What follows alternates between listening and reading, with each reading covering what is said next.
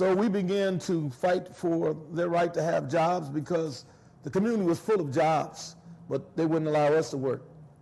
And when we started looking at civil rights and human rights, that became a big issue for us.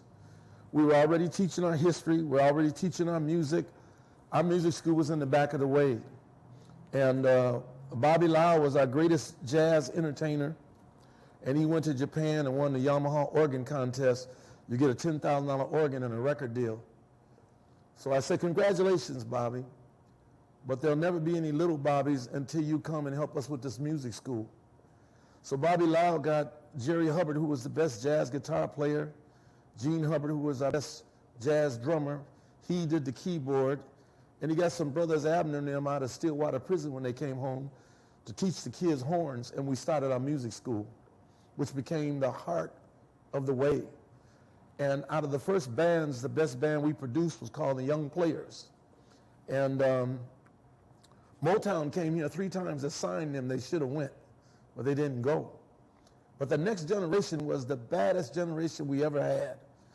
And the best kid we ever had was in that generation. His name was Sonny Thompson. He's known throughout the music world today as Sonny T. He did a lot of professional traveling with a lot of superstars, but he became, just like Bobby Lyle, the lead teacher for the next generation. The next generation brought about the most famous kids we ever worked with. Prince was 12 years old. Andre Simone was 12 years old. Pierre Lewis from St. Paul was 12 years old. Terry Lewis, Jimmy Jam was 13 years old. And we just kept bringing all these kids in, teaching them music right there at the way. And when Prince turned 14, he was so good, I put him in the best band we had called The Family. He was the rhythm guitar player in The Family. And we had to hit the road. We hit the road because in Minnesota, black bands weren't allowed to play. So when you went downtown on Hennepin or over on Nicollet Avenue, you heard the music coming out of the doors and windows. It was all black. But if you looked inside, all the bands were white playing your music. You weren't allowed to play your music, so we hit the black chitlin circuit. The chitlin circuit from Minnesota was Des Moines, Iowa, Waterloo, Iowa, what is it called, Hannibal, Missouri, Monroe City, Missouri, Macon, Missouri, Denver, Colorado, we could work. Oklahoma City, Tulsa, Oklahoma, we could work. Rock Island, Illinois. And so we traveled those cities with our bands. We would leave on Thursday, come back Sunday night so the kids can go to school on Monday. We got to the point where we produced 8 to 9 bands a year right out of the back room of the way. We also used the back room for the teenage dances every Friday and Saturday. And then we started developing festivals. The first one was called Youth Appreciation Day. And the reason I did that one, running track, I won a lot of blue ribbons and a lot of gold medals. But once you hang it up, it's done. I said, what if we had our own Olympics for our kids, and they race for all the prizes that maybe their parents can't afford?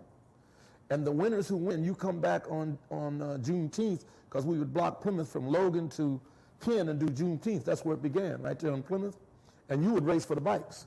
So that became a regular tradition. But then the bands would play at the end of both festivals. But we got so big, we had to go down to the Phyllis Wheatley Park down there, Bethune Park. And that's where we started the festivals, the Northside Summer Fun Fest. And we began to put our children on the stage with the superstars of today. We'd bring them in so they could learn how to be professional and how to get where they're going in the music world. So Jimmy Jam, Terry, Alexander O'Neal, all of them learned how to play with stars because I had stars on the show every year. And so I gave them contracts like you give the stars, so they learn the business. And there's a place not far from here called Walker Art Institute. Well, Walker had a daughter who married a man named McCandlin. Her name was Louise McCandlin. This woman, as quick as I could get you in a band, she would buy the amps and the instruments. All you have to do is name yourself and you're ready to go. Now we got a stair step to the music. So the music is going, the sports is going, and then we got the girls dance group.